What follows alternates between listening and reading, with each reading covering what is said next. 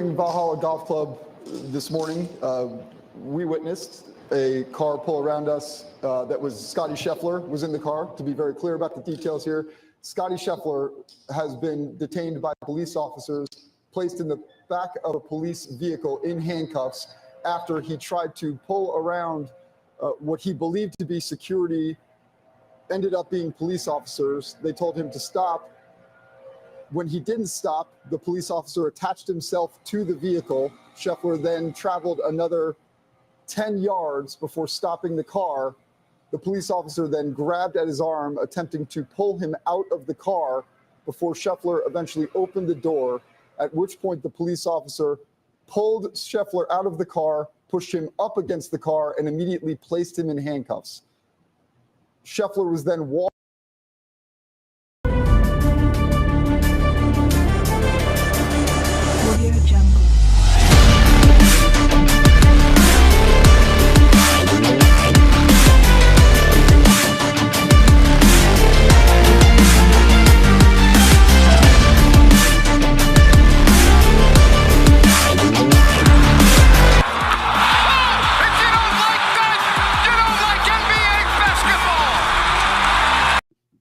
And welcome into the Friday edition of the King's Court Live. Ryan in Sacktown here. Hope your work week is coming to a nice end. We wrap up the week today and we debut. It is a Bring Your Playbook Friday. A Bring Your Playbook Friday. Now, what does that mean? I'll explain that in a second because I need your involvement. Do you guys know who the Turk is in football? Do you get that term? If you do get that term, you're going to know where I'm going with this, the Turk. To start the show off, we led with Scotty Scheffler. If you've been living under a rock today, a lot had already happened by the time you woke up this morning in the world of golf and also life. Really, really sad story and, bizarre story with Scotty Scheffler. How the hell he went out and shot a 66 today? A 66. Pretty damn incredible by Scotty Scheffler. But hey, that's not all we got. We've got NBA playoffs. What was that we saw last night? Anybody know what the heck that was last night? That was just the weirdest thing. It's like Denver pulled the dogs off. They're like, we're not going to show you anything else. Every game in the playoffs is different. We're going to just camp it in, concede game 6, head into game 7. But those stats were it was just a weird night. I can't remember really the last time I've seen a game like that in the NBA, especially that late into a series. But I'll give you a little hint. I think that's the last hoorah for the Timberwolves. I don't see them winning a game 7. Hey, we want your participation today. You can call the show 916-399-3748. You can text the show. Also, you can call through Restream. The link is in the chat already. I will put that in there really quick and give you that one more time, but you can call via Restream. Restream, you don't have to be on video to call that way. We've had some great calls all this week. Mr. Moss, just to name a few. Condog, I got something for you, buddy, coming up in a little bit. I don't know. Napes last night, he spoke for both of us on his show. Condog, I don't want you to take that the wrong way. That stuck with me through the night because I'm thinking, if I'm supporting these channels, if I'm coming to every show, I think that might rub me the damn wrong way. But we'll speak a little bit more about that. Knicks and Pacers, game 6 tonight. OG Anunoby, he is a no-go. He's already been scratched out. Bad news, sour grapes, 916. Hold on. I think I got some entrance music for you. You ready?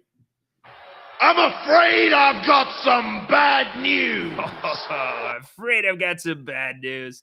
Nuggets just want to close it out at home. Yes, they do. C-Dog, what's up, my man? We were talking about you just a little bit ago. Turk, what's up?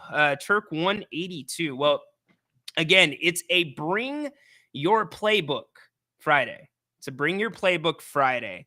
I'll kick that off here in a few minutes. I will kick off the first one, but I want yours. So here's the idea. I'm going to set it up really quick for you. I'm not going to do one quite yet, but during NFL training camp, right? If you've ever watched Hard Knocks and you've ever, watched any of those Amazon shows that go throughout the season with a team, when it comes time for cuts, usually that's the good stuff that you want to see on Hard Knocks, how the coaches handle it, how the players handle it, because they're building up storylines throughout those 4 or 5 weeks, whatever the show goes, and you want to see how it's going to play out. They basically spotlight the undrafted rookies. Are they going to make a team or they're not? So usually the last episode of Hard Knocks, it's like, if you get the call or the knock on the door to bring your playbook, coach wants to see you, that comes from the Turk.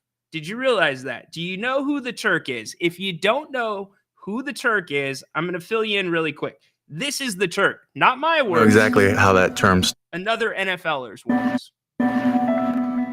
I don't know exactly how that term started, but to me, when I think of Turk, I think of the Grim Reaper, because you're doing the dirty work of having to grab somebody and take them to get cut, and it's never an easy job. Never an easy job. No, it is not. So who do you want? Who in this week? This is what it is. This week, who do you want? If you could fire them, it could be a situation, it could be a person, it could be a thing. But if you want that to bring its playbook so you can fire them, that is what Bring Your Playbook Friday is. So it doesn't mean that you necessarily have to fire them, but you're calling them into the office for a talk. So I've got a group of about 7 or 8 that I'm going to ask to bring their playbooks here on the King's Court. We'll get to those here in a little bit, but I do want to lead with the Scotty Scheffler news. You heard that at the beginning. Baki, I see you and Tedora there. I'll get to you in just one second. So Scotty Scheffler arriving to the golf course today. Jeff Darlington kind of explained it there. There was a fatal pedestrian accident this morning.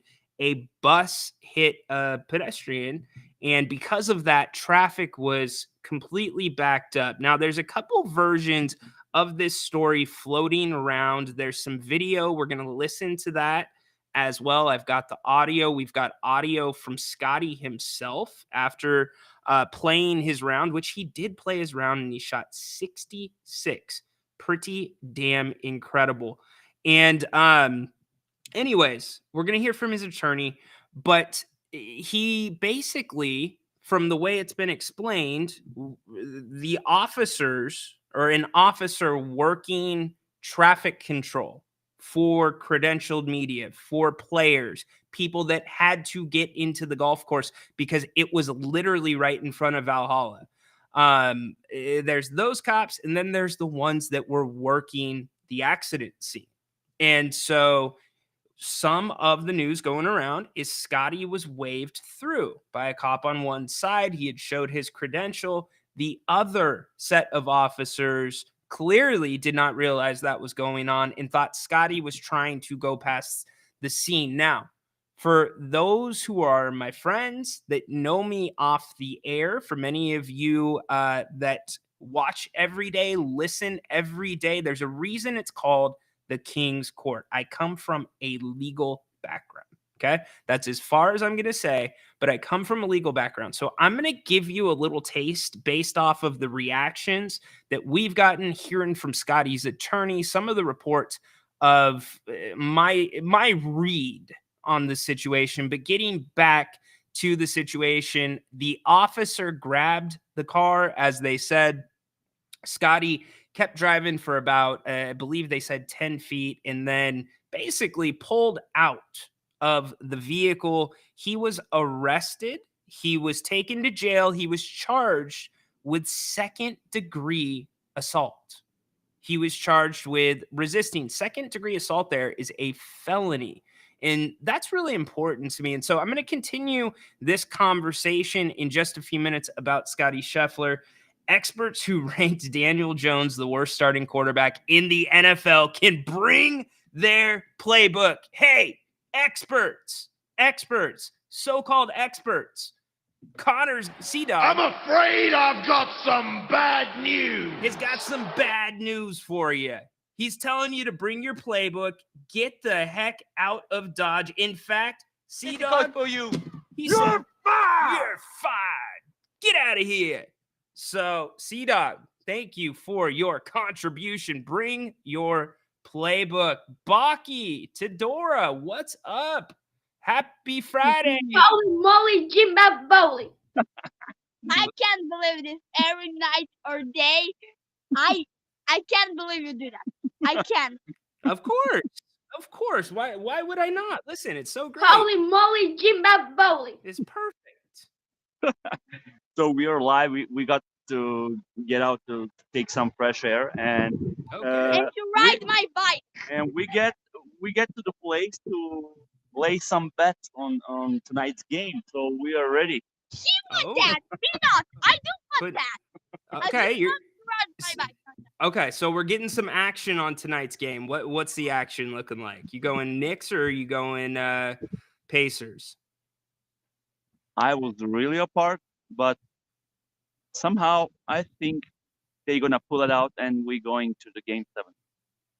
Yeah, I'm with you. I think that one had 7 without OG. Hopefully, the Knicks can get it in 7 and he's able to play. But this may be actually tonight the Knicks' best shot to win this one because their injuries are stacking up. And this, Baki, the postseason is now becoming who can stay the most healthy, who can be the most physical, and who can play the best defense. Definitely. Yeah, I'm sharing opinion. Definitely. If they gonna go in number 7, Pacers gonna be fresh. Definitely. No doubt, no doubt. So, you guys gonna watch the game? I know you've been taking a playoff break. Well, I don't know. Maybe we're gonna catch maybe quarter or 2. Okay, you got to get a little bit of it if you're gonna put action on it. Well, good luck. Have fun wherever you're at. It looks like it's a good time. It's very windy, but it's okay. And I like it. You like it? Tell your dad to buy you a cheeseburger. I hear they're pretty good Why my in bike? Serbia. Too late now. It's too late. I'm mad at you, Dad. I'm mad.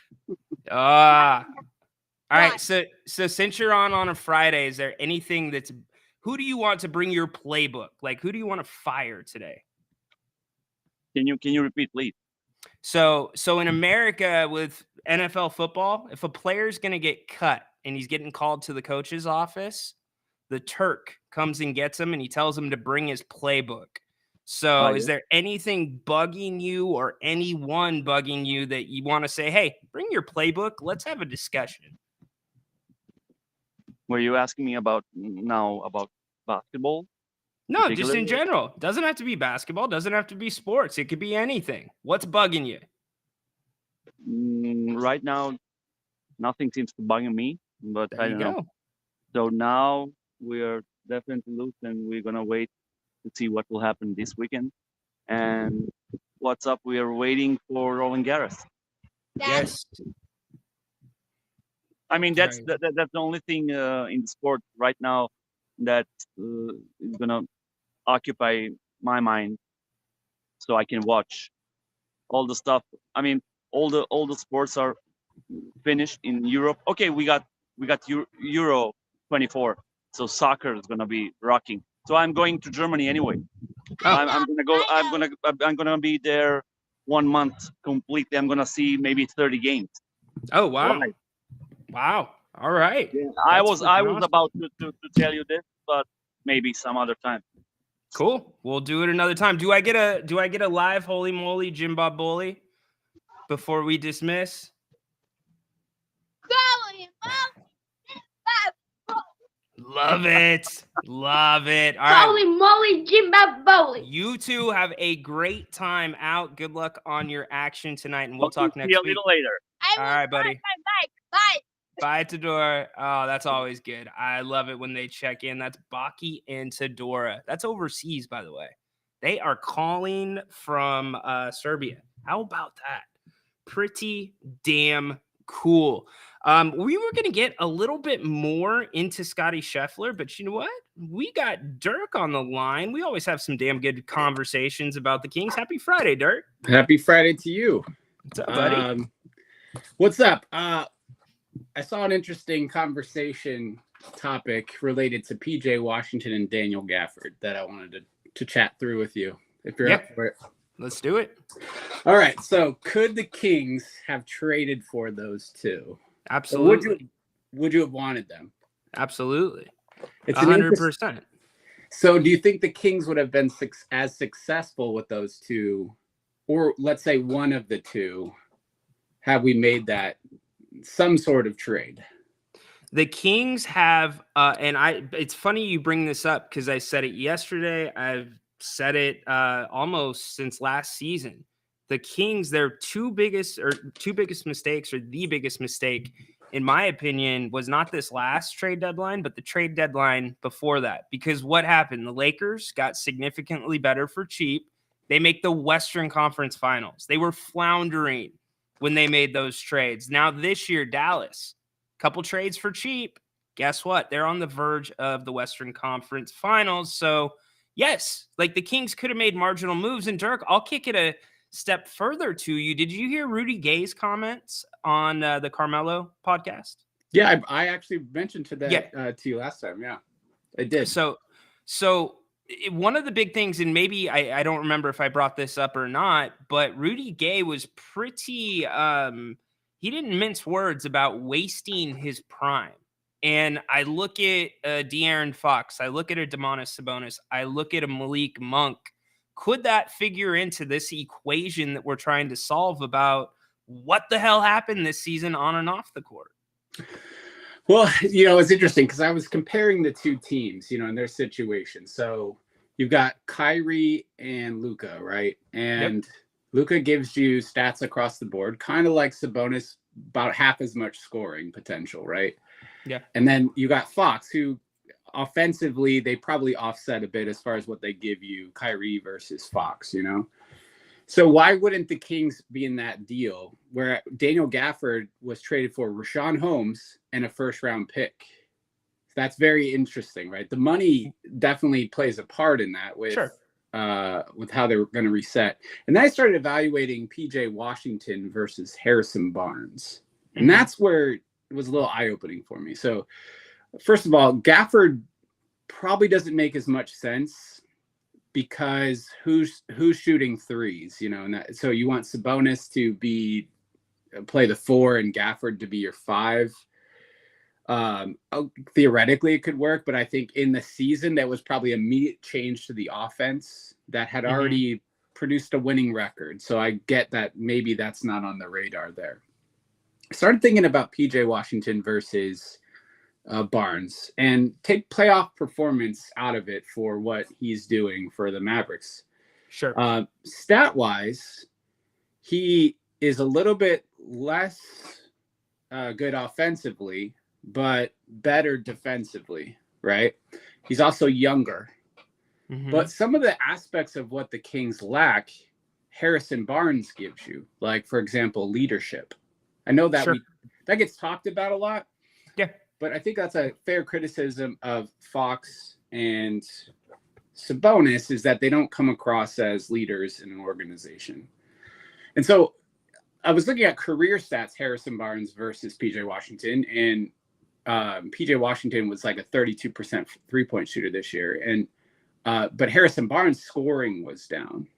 So I have to think the Kings weighing that decision are probably thinking Barnes gives you more of the intangibles that fill the needs on his team than does PJ Washington. But then they didn't get out of him what they needed. And that's where I'm like rethinking a little bit more about Harrison Barnes' value. Last season, what was he, 15 a game? And we don't run any. Was he 15? That seems a little bit high. I'd have to double check. That's the one stat I didn't look up before. Okay. I think he was a little bit lower. I know he was in double digits, but 15 sounds high. I'll look that up right now. He's 10 this year. Okay. And with us not going to him, I think that's the big mistake. I think the logic makes sense in my head about why you don't go like for a trade for maybe Harrison Barnes, PJ Washington, because they ended up trading 2 second-round draft picks for Grant and to get Grant Williams, Seth Curry, and a first rounder. I'm like, Grant Williams doesn't move the needle for you. They're just trying to reset. But if you would give up Harrison Barnes, I think it wouldn't have. First of all, I get the logic of not doing it, but it makes me conclude that what needs to change moving forward, if we run it back with Harrison Barnes, is the offense needs to change. And you have to wrest that control back from Fox Sabonis, at least in crucial moments, because he is more efficient a scorer than PJ Washington is over the course of his career. If you could get him back up and get plays designed for him, I don't know. How do you feel about Harrison Barnes' versatility offensively? I've never asked you that question. I think it's really good, actually. I love his versatility, to be honest with you. I mean, he's one of the only Kings that that isn't a big man that has a down low game. I know last offseason, here's what was really confusing for me, because I talked to some people in the loop. I didn't talk to Harrison, but he made a point to spend a lot of time in LA in the offseason with Rico Hines and those open gyms. And when I got a chance to look at some of the footage of those open gyms, he had opportunities to shoot threes. He had opportunities to take jump shots, but he was working really hard on that kind of midi floater, maybe, 10 to 7 feet. And it was looking really damn good. And we never saw it this season. We never saw it.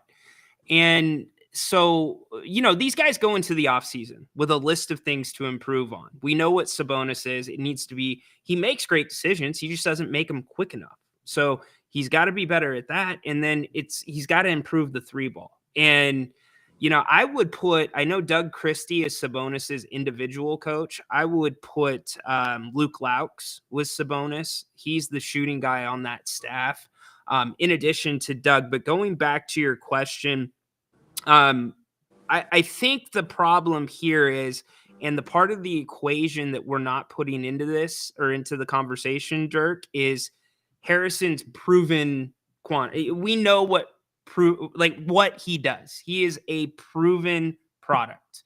And we kind of know the ceiling for him. You're going to get a couple games where he goes off 3 ball wise. He opened the season and balled out in Utah. And then you're going to have the quiet games. So I guess if this was a team that was doing this to me, Dirk, heading on the up, as opposed to kind of flattening out and plateauing this year, then I get why you'd be more conservative. I think at this point, and now you're seeing it even more, Sam Amick just said it the other day with Dave and Jason, that the Kings need to swing for the fences. And I hate the thought of that. It's awful. They didn't need to swing for the fences earlier this season, last offseason. Now they do. They've put themselves in that position. What a change a year makes. He did average 15 points last year. You were talking about the season before. You're right. I was equating that to this last season. So he's I'm sorry. And I said 10 this year, but he was 12 points a game this year, 15 points this year and or the year before, shooting about 37 to 38% over his career. He's a known quantity for what he is. If the Kings want intense defense, another question I have for you is, do you know a team that plays both a high-pace offense and a high-octane defense, so to speak, an effort? Like, I was trying to think of a team that, I was thinking about the Celtics a little bit, right? Not the Celtics, yeah. They don't do that. They're slow offensively. You get Tatum on the 3, like moving holding on to the ball for a long period. And to me, it's like you need time to recoup from the intense defense, right? And what ways you can do that is run the shot clock, or you can get guys that draw fouls and get to the line, which gives your team time to rest. And I think Harrison Barnes, I'm speaking more about the season before this one, where we seemingly got him the ball more, was very effective at getting on the block, using that delay Euro step, to draw contact, get to the line. Like, where was that this year? I mean, just to give you guys like some time to cool off. And that's where I'm starting to think, okay, if we can bring that same intensity, you bring that back into part of the offense. We can't predict what the swing for the fence is going to be. I mean, we all do, but we don't know what the team will look like in that setup. I just think it was not the right offensive approach to just give Sabonis and Fox the keys to do whatever they wanted. It was a bad call. And so for a coach, and this is where we need to fill in the middle area. Ash, really quick, by the way, I am like almost never on IG. I will go check that. I think I saw you sent me something. Thank you for that. I will reach out. But what caused that change, Dirk? You know what I mean? Like you had such a great year last year, and the offense, here's the thing. Maybe what caused that change was that's not how they planned to play last year. That was a surprise to the organization. They wanted to play fast, but the way they shot the three, I mean, being the highest rated team in offensive rating history, you know, like that was not on the books. It was defense on the books. So what changed in the locker room, in the front office, that made a coach make that big of a drastic decision? Think about it, Dirk. To say I called like basically all the plays the year before, and now I just let the guys call the plays. I mean, as I went back, so I'm going back watching games this season or watching them back, and I'm also listening to the post-game press conferences again. And there was just too much of, I mean, I hate to say this from Mike Brown, and I don't want to sound disrespectful, but there was too much like AAU coaching this year where it's like, hey, get to the paint, spray the ball. We got to spray the ball. We got to spray the ball. We got to spray the ball. How about we do some high-low with Keegan and Harrison? Worked last year, worked this year when they did it, as you pointed out. Harrison gets to the line. That slowed this team down when they needed it, but I guess maybe these guys thought that they were better offensively than they really were. I don't know. We're guessing, Dirk. Yeah, that's all we can do, like, is speculate a little bit. Maybe he just had this thought that Fox and Sabonis have an infinitely high ceiling, and you just have to put it all on your stars to become LeBron James and be like, have no weakness essentially. But I think I see Fox's shortcomings in some way. Like, I'm still Team Fox, but have a coach in there that can, hey, say, I'm going to make the decision. I'm not saying change the coaching staff, but I would like to see them evolve and recognize in certain situations they need to make better calls or dictate where things need to go, because it has to be a diversified offensive approach to keep the defense honest, I think. I think Fox is also trying to not get beat up as much, maybe with the outside three shot. I don't know, but if do you know where we rated as a rebounding team overall? It was slightly up from last, like 0.01% up. I don't know it off the top of my head. Offensive rebounds were way up though this season. Okay, so I don't, because I was trying to see outside of Sabonis, like who's producing rebounds, who's grabbing them. If we're going to shoot 3-pointers, somebody's got to, you know, if we're having 4 out, someone's got to go chase the offensive rebound on the weak side if Sabonis has the strong side, I would assume. But I didn't see a lot of guys like that, or a lot of situations, at least at the initial first part of the season, where these guys are getting a lot of boards. So good. I mean, who's the swing for the fence now? Is it Brandon Ingram?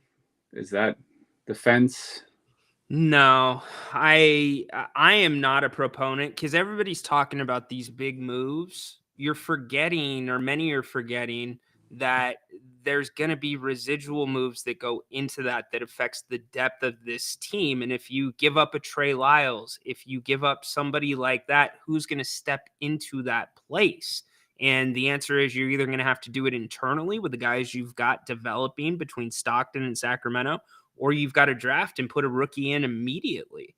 And I don't think the Kings can make a move for the sense of making a move. If they did, to me, that would be very out of character for Monty McNair and what they've done. And really quick with the Mike Brown stuff, you're saying we need the coaches to step it up a little more. Who's to say there wasn't pressure on Mike Brown to make that change with the offense. You know, he might be getting it from ownership, from the front office. And that's why, to me, everything has been super convoluted. I mean, if the Kings want to take a swing, they need to pay a little bit extra when it comes to free agency. If they, you know, want to keep this team in place, they're at a place, to me, that's the swing. Go into the tax a little bit, which Vivek's not going to do unless it's the right player. The Right. MLE we know about. And then Monk, does he resign for the number that Sacramento can offer? You know, a guy like Isaiah Hartenstein, I keep saying that word. You know, You and me like, both he are would make high on such him, a but- difference. But his price tag's going to be up there. And look what here's an interesting thing too, right? What we're paying Sabonis for the center position. If you look at other teams, center is a position where you can get a extremely high amount of value for a $10 to $15 million, where you can't get that same value at other places. Yes, These guys it's the running back. It's the running back position. It's a great point. It's just insanely valuable. But when you go in with Sabonis at the contract we're at, not that he's not valuable, but it's, again, the opportunity cost. I think there's going to be a market reset with this new. I think guys are going to get paid proportionally, but we're early on those decisions. You need guys like, let's see what Siakam ends up at, because I don't know that he's going to get max anymore with the change, unless that's something they pre-discussed and Indiana's going to work that out. Not that he's a target for me, but he's not a max player. So what's he end up at? To your point about the offense changing, I have to think that was coach driven, because if you have the number one rated offense, what owner would say, you know what? It's just not working for me, guys. We need to change this up, right? Because it's, you know, it doesn't make any sense logically to me. But yeah, I mean, you and I, we could go for another 45 minutes. I would get into why is De'Aaron Fox not rebounding. You see a lot of the good point guards getting in there and rebounding these days. The other thing, to answer your question about the teams that are playing really good defense but fast in transition, the Kings were one of them at the end of the season. They were one of them. We were middling, though, right? Well, the Knicks was the only example I could think of now against the Pacers, right? The Knicks are an example, and the Timberwolves, too, are also an example when they're playing well against Denver. Like last night, that's exactly what they did to Denver. It seems like there was one of those iron halos, like literally 7 feet around the hoop. If you got in that area, the ball got kicked back out and they were breaking. So it's a tough balance. You're right, but you hit on a very good point. You need to be able to slow it down when you play that way. And that's also where the basketball IQ comes in. For whatever reason, this team took a step back between the years. And that, to me, is just as perplexing as anything else. It makes perfect sense if your coach gives the reins. Or it makes perfect sense if you're not on board with what the coach is preaching. I don't know. Like the only person who has any other perspective outside of a different organization that would have influence, well, Harrison Barnes might, but would be Sabonis, because this is all Fox has ever seen. The first time he's been with a coach that can produce wins, like actually make you a playoff contender. I don't see him not being on board based on the results of what we've seen. The defense improvement. Fox seems like a willing guy, and I'm not saying he's not intelligent. I just think some of his decision making is not necessarily his strong suit in certain situations. I think there's reasons for why he makes the decisions he makes, but put at least the period of the game as you discover whoever the identity of this team is, the coach needs to dictate some of the offense. If that's not something he's capable of doing, then you need to put a coach in there. I don't necessarily need a new head coach, but an assistant coach who could maybe take on those duties to make those decisions. Somebody who has that aptitude. But yeah, no, we'll see. There's a lot more we could rap about, brother. I know. Always good when we I appreciate your time. up. Definitely, because now you got me thinking. That's what I love. So, hey, appreciate the call, Dirk. Have a great weekend. All right, brother. That is Dirk. Bringing it, man. If you want to call the show, you can do that. You can do it through Restream. I will put the chat link in here really quick. There's a few things about what Dirk said that I do want to follow up on. But first, let's get to the chat. I've been neglecting that. We took a couple calls back to back. Salute, Alberto. What's up, buddy? Happy Friday. By the way, it is a Bring Your Playbook Friday. If you feel like you want to give somebody that's bugging you or something that's bugging you, I'm afraid I've got some bad news. And you want to tell them to grab their playbook and step into your office and talk to them, you can put those in the chat. I've got a few of them. You're going to be surprised at the people that are up there. At this point, Fox is what he is. I don't put him in the top 5 point guards in the league. Good question. I don't know if I put him in the top 5 because that's always changing. And the playoffs, that's the funny thing. The playoffs have such a big influence. It's where you make your name. Fox has been there once. And Dirk also brings up an excellent point here. Are the Kings overpaying for Sabonis? Did they jump the gun? Was it a bad move? I mean, you took on his contract. That wasn't a bad move, but the extension, I wonder the timing. I've got to go back and think about this. The timing between the new CBA agreement and the Kings extending Sabonis. Because arguably, De'Aaron Fox is not a max player either in a different market or a major market. Lots of things we can talk about. Sometimes the big move is no move. Absolutely. Spot freaking on. CDog 25. So we're just going to stay out again and let all of the teams around us get much better. Look, I didn't have a problem with the Kings running it back. And I don't think many of you had a problem with the Kings running it back. In fact, if Harrison makes that 3-pointer in Golden State, this narrative is completely different. And we all know it. But they kept things flexible, C-Dog. You knew that. And the assumption was if it's not working, come the trade deadline, we're going to make some moves. They didn't. And that is where my frustration's at. Alberto, hopping back in. How's the talent in Stockton? Any guys on the verge of getting a call? Yes, great question. I think if you had to ask me, because I've covered it really closely this year, I've talked with the guys, I've been down there, talked with the front office. I think Colby, because he got more time in Sacramento than he did in Stockton in some ways. And I know he split time between those two, but I think he got a little bit more of the rookie experience as an NBAer rather than a G Leaguer. Now, Jalen Slauson, the opposite. To me, Jalen Slauson, if you are looking for one name right now that could step up possibly and help this team, and I'm not saying step up even to a Keon level, but somebody that could be serviceable and could play decent minutes. I think Jalen might be that guy. But the thing about Jalen is he's freaky athletic. There's plays where it's like, this dude's NBA ready. In fact, I did a whole profile on him. Do I still have one of the plays here? I might. Let me check. No, I deleted it. I do not have it, or else I would have played it for you. But he makes very, very simple mistakes. The game is still too fast for him.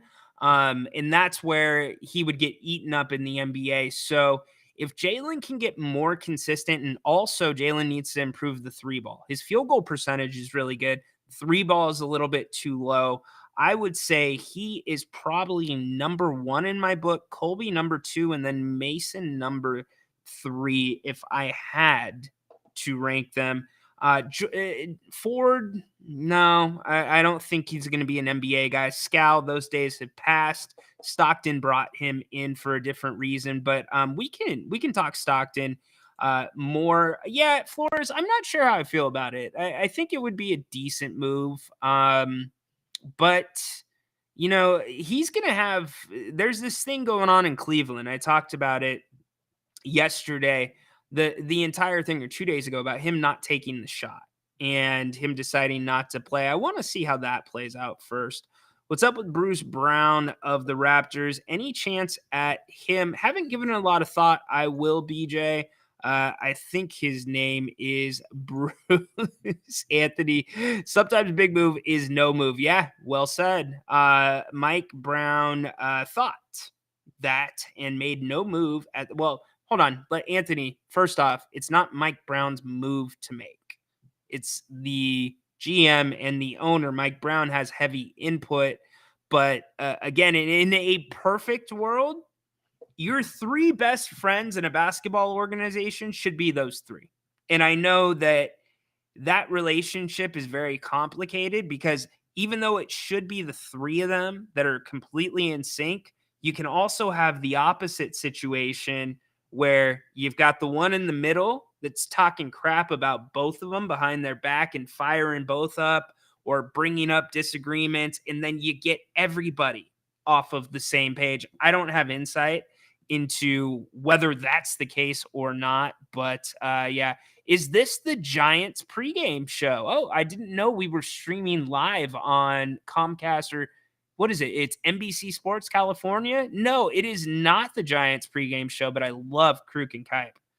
Their calls with people with foul balls. In fact, we have a group of friends that are spread out all throughout the country. And we use the Marco Polo app to communicate. And I mean, we probably over communicate. Like you could miss like maybe half of a day and go back into polo, and there's like 80 polos to catch up on.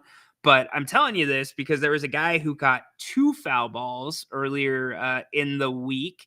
And then one of our buddies was at a game, I can say that. And Horace, I know what you're going to do. You're dancing on the line. You're dancing on the line, all over the line. And we were talking about that, him going to the game, and I put a clip of Kruk and Kipe in, and I gave him instructions, very clear instructions. If you catch a foul ball, give it to the lady or give it to a kid. And Kruk and Kipe are legendary for some of their calls when guys don't do that. The one that's the best is where they're headed out, they're bumping out, and they go, tool. That's so good. Yeah, Dirk is very good for the show. Alberto, Slauson, let's see, BJ hopping back in. Nava, what move would have helped the Kings? Got to give something up to get something. Yes, you do. There are 2 other players in the league that do what Sabonis does, Jokic and Sengun, but Sabonis doesn't do it as good as Jokic. So, and I would say Jokic probably opens up the floor a little bit more than Sabonis does as well. Decision making, a little quicker, bigger. We know that, but you are right. Those 3 are all in a category. We overpaid for Rashawn Holmes. Yes, that was during the NBA times when it was in Condog. I see. I'll be getting to you in a second. That was back in the NBA days where guys were getting stupid contracts. C-Dog hopping back in, but now we missed the playoffs, so running it back was a failure in hindsight. I don't know if it was a failure. Sure, missing the playoffs, that's a failure. I get that, but I'll stick to my guns here. The Kings' offseason priorities last year were to protect the rim, rebound better, and to have more depth off the bench. They accomplished all 3 of those. Now, the depth off the bench did not work out as well as we wanted it to. Part of that due to injury. And then the other is just guys need time to develop. Sasha, when we were doing our grades, we did not, or I actually said I was giving him an incomplete grade because I just didn't feel like I saw enough of him. And when did Mike Brown ever put Sasha in a position that did Sasha a favor to get his feet wet? He didn't. Sasha was, for the most part, coming in like the break the glass in case of emergency kind of thing. And, that's not really how you want to bring. Yeah, I knew you were going to do it. I knew it. Not really how you wanted to bring somebody in, get their feet wet in the NBA. How can we not make a considerable move after time and time again? It didn't work doing the same thing over and over and expecting a different outcome is the definition of insanity. Okay, C-Dog, let me kick it right back to you then. De'Aaron Fox, and I'm using him as an example. If we go off of what Rudy Gay said, and let's assume that some of that existed, maybe my prime's being wasted. De'Aaron Fox is quickly approaching Boogie Cousins territory, like where it's getting uncomfortable. Is he going to be the guy, or is he not going to be the guy? And I think De'Aaron Fox knows his best chance to get the most money is here in Sacramento. Now, I don't know what it was about or what happened this year where he wasn't talking to the media and such, but it seemed to have gotten cleared up. But here's the thing, Sea-Dog. I look at De'Aaron Fox, and it's like the Kings are in a super similar position, or at least this coming offseason, they will be in a very similar position as Cleveland, where it's like, what are we going to do about Donovan Mitchell? Donovan Mitchell still has another year on his contract and then an option. I believe it's a team player option. I'm not 100% sure, so don't quote me on that. But it's basically the shit or get off the pot year for the Cavs and for Donovan Mitchell. Because if you ever want to get any value out of Donovan Mitchell, if you don't plan to bring him back, you got to trade him by this trade deadline, maybe even this summer. How would we not be in the same situation with De'Aaron Fox come next offseason? De'Aaron Fox is signed through 25-26. This coming season, he's going to make $34.8 million. The season after that, 25-26, he's making almost $37.1 million. So after that, he's a free agent, 26-27. So to me, if you're talking about a major move, and I'm looking at Keegan Murray, Sabonis, and Fox, if I had to make a move out of those three to really shake things up, Fox is the one who's going. Because you're not going to have a lot of interest with Sabonis at that contract. Sabonis, 41, he'll be making this coming season. Then he goes to 44, 48, and then in 27-28, $51.2 million. Sea-Dog, somebody look up what Jokic is making. I would really like to know that. Okay, I told you that it is a Bring Your Playbook Friday, okay? And we'll get back to the chat here in a second. So, the first person that I'm afraid I've got some bad news. I would like one Grant Napier to step into my office with his playbook. Hey, Napes. What's up, Napes? How you doing today, buddy? It's good to be on the channel. We are streaming to my channels as well. 161 either here or checked in so far on the King's Court. We appreciate it. Keep the comments coming, and we will get to all of them. But Mr. Napier, look, you're entitled to say anything you want on your shows, okay? Just like the pregame show, I am entitled to do what I want on my shows, just like the King's Court. Yesterday, Grant and I, and this is playful a little bit, y'all. This is not real tension. But yesterday, we were doing an open forum show, and that was a lot of fun. We actually appreciate it when you guys come with stuff that's really not even about sports. That's kind of what open forum's about. The OGs in the chat right now, Sea-Dog, John, all those guys will tell you that's what we used to do on Open Forum Wednesdays. But Napes, my man, you sideswiped my boy Sea-Dog. In fact, let's bring him up. Or Connor. Con-Dog, what's up, dude? We're going to put Napes right between us right now, man. He sideswiped you last night, dude. Oh, man. What's up with that? How are you feeling today? Yeah. You know what? One thing, I'm used to Grant, just being blatantly honest with the stuff. So, I've listened to him long enough. I don't take anything like as personal shots. All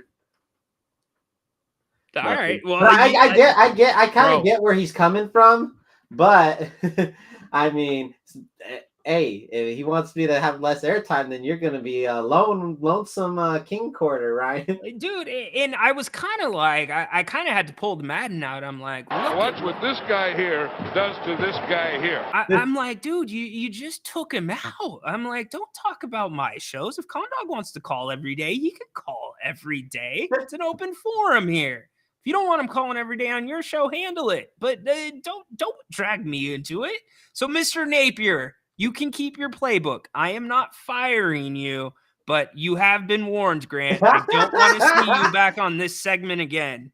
See, Condog, what's up, man? You know what? I think the main reason why the Kings didn't make the playoffs this year. Yeah, there was a lot of things, but honestly, I think the main reason is that we had to play our worst matchup 6 times in the season before the playoff. We had when are you ever going to play your worst matchup that many times? Dude, if I didn't have losses to Charlotte, Detroit, Yeah, Portland, undermanned. Okay, as a regular non-division opponent, we shouldn't have played them more than 3 times. I don't care. They had as many bad losses against bad teams as they did to the Pelicans, man.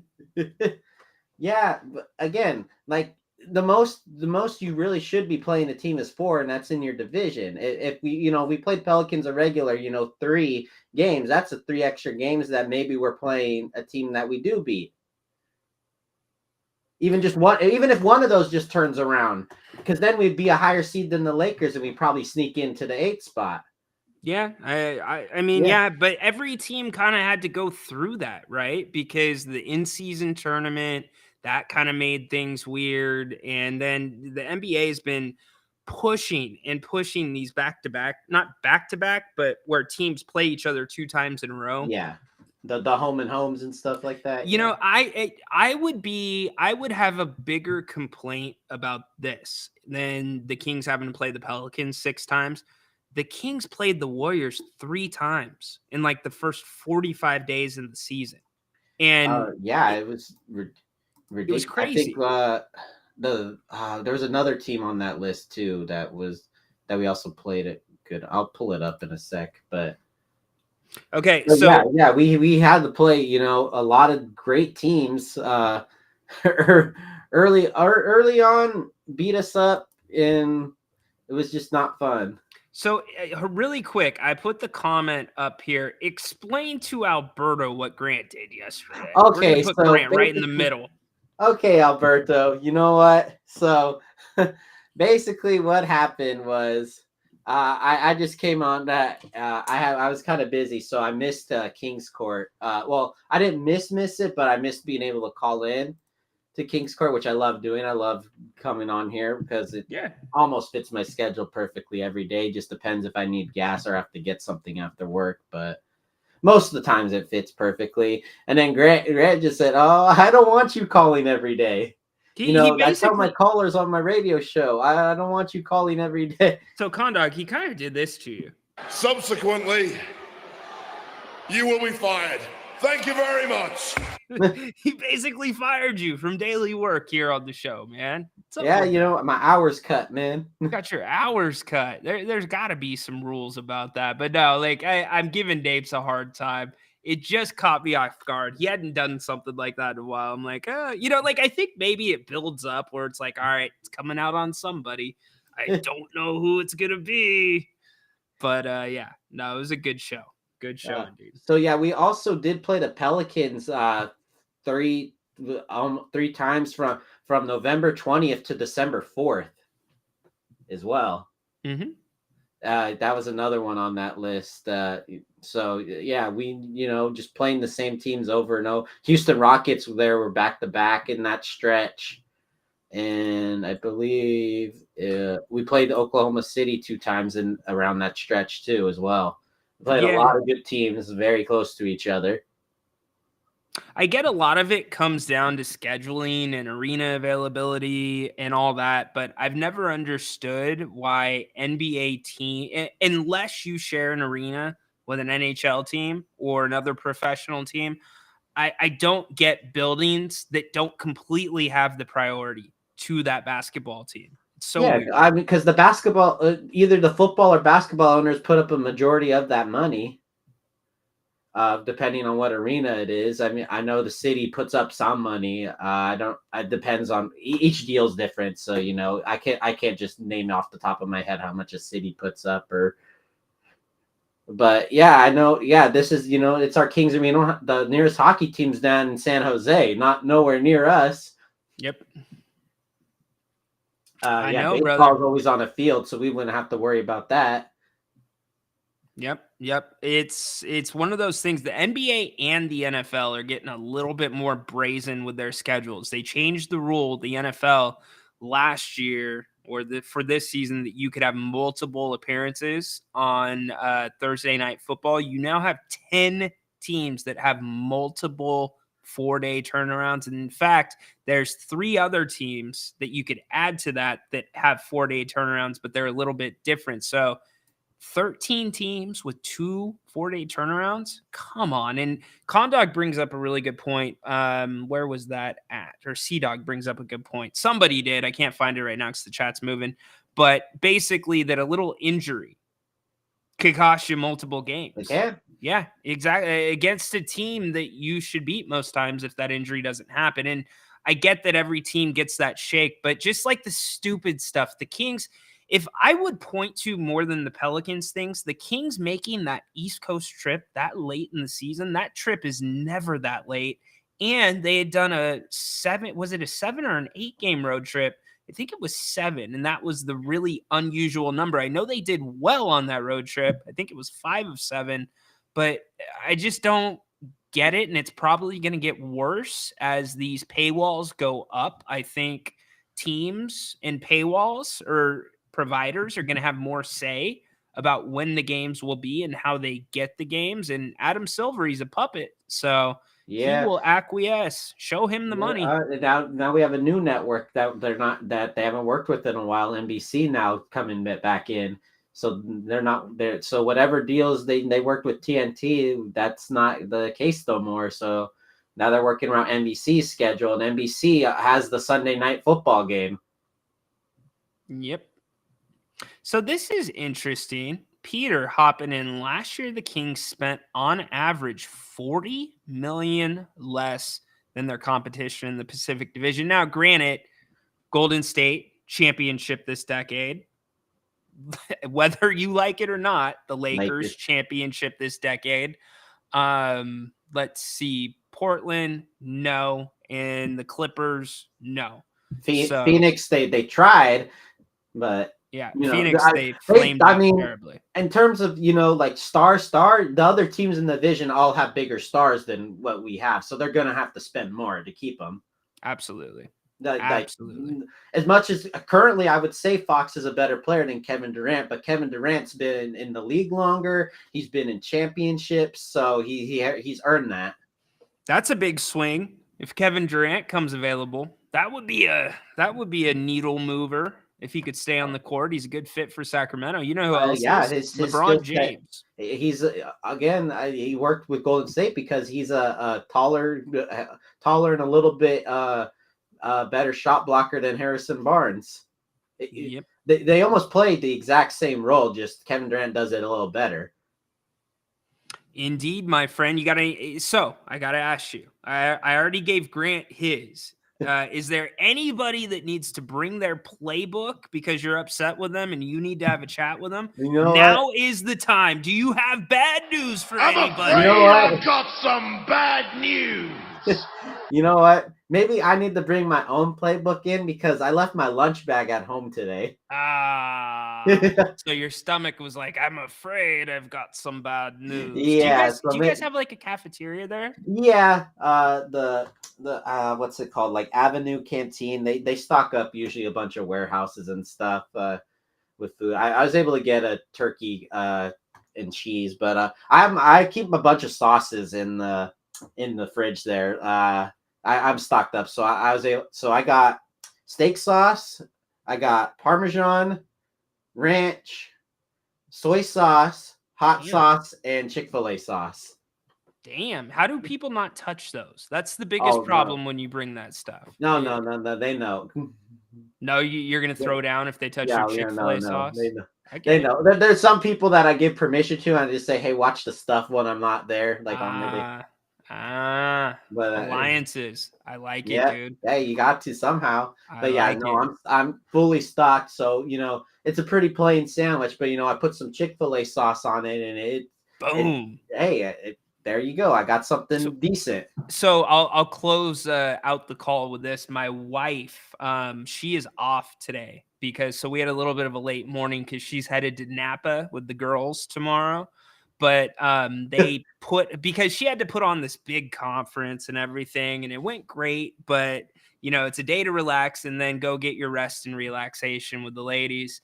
But one of the things they did was like the Hot Things. Is it called Hot Things or whatever that station is where the people eat the wings, the celebrities? Oh yeah.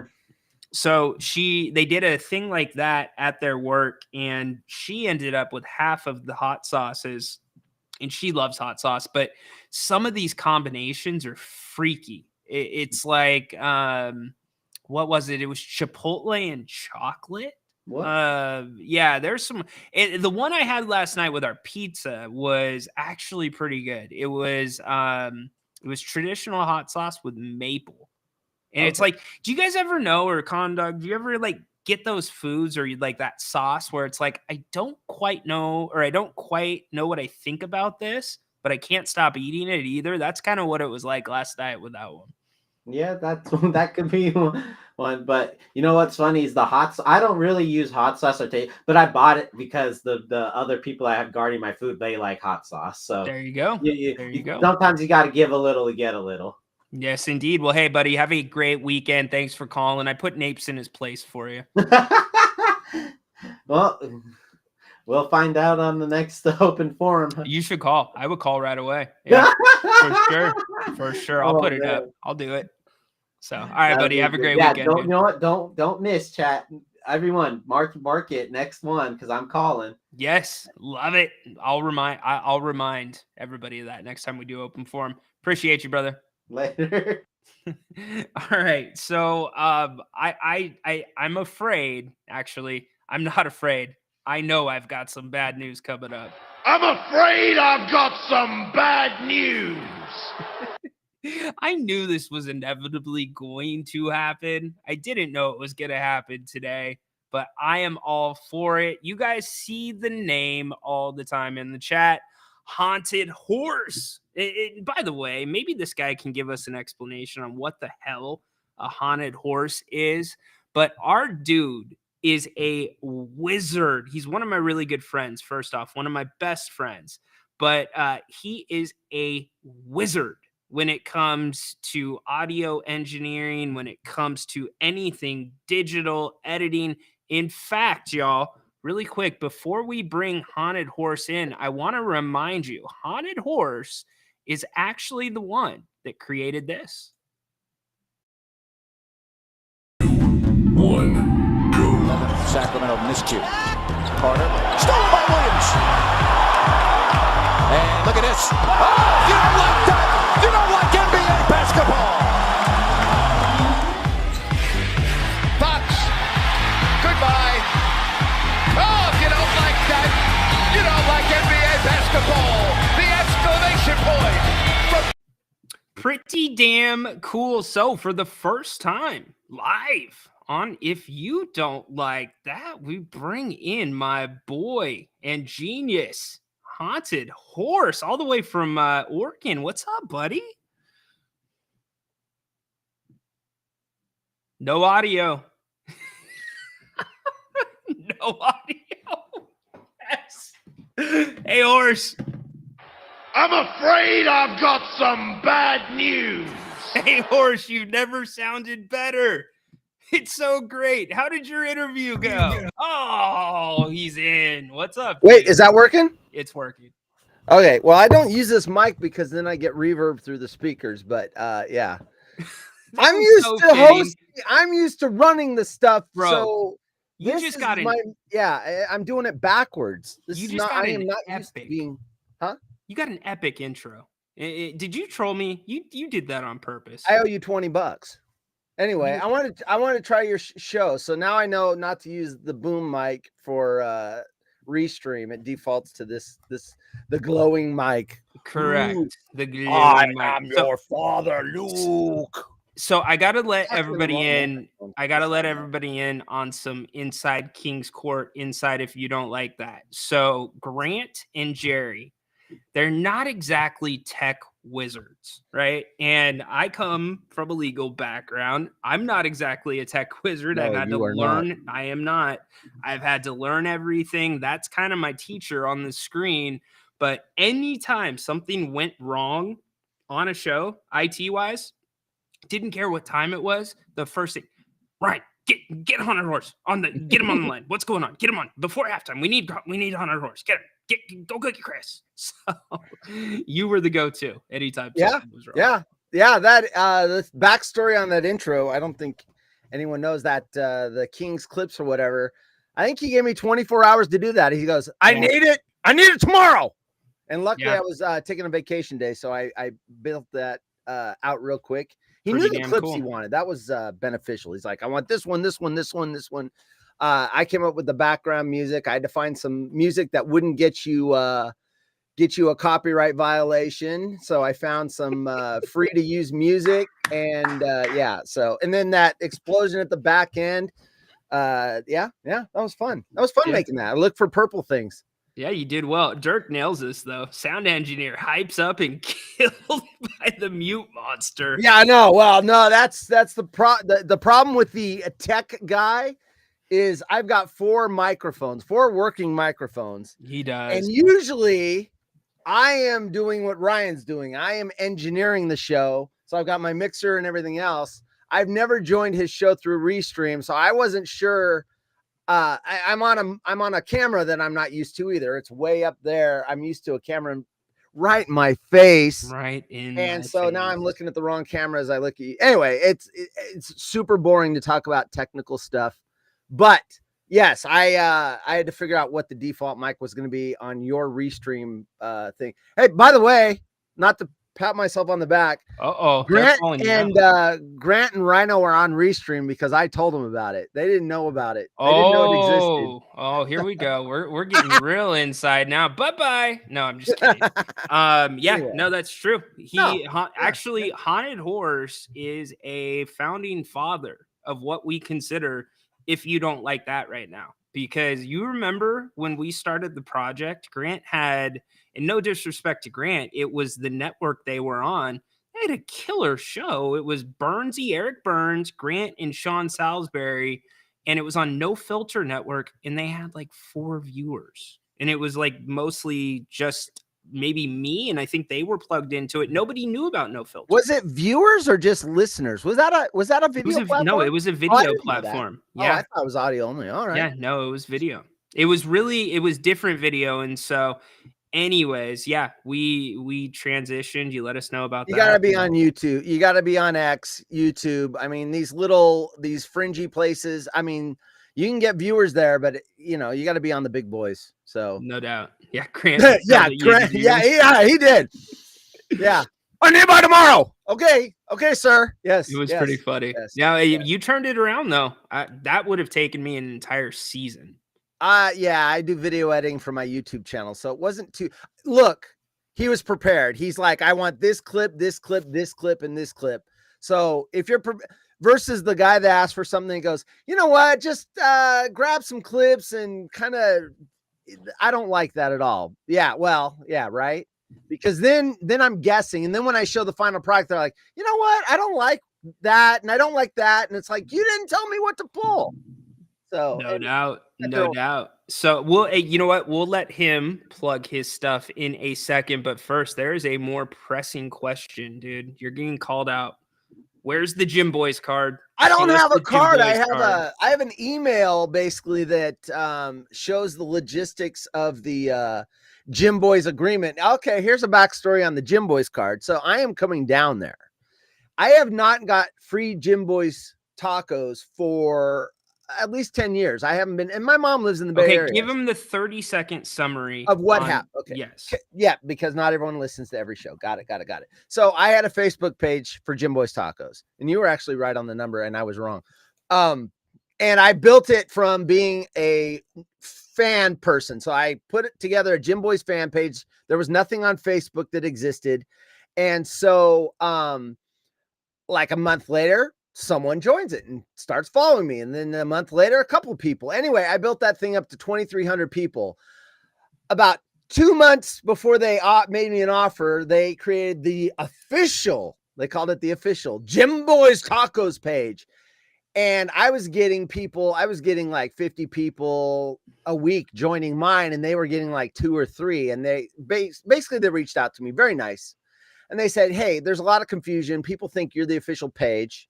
And I was giving away prizes too. I was like having fun with it, like giving away. I'd buy a Jim Boy's gift certificate and then flip it to the fans. So they said, hey, people are confused. We would like to get the page.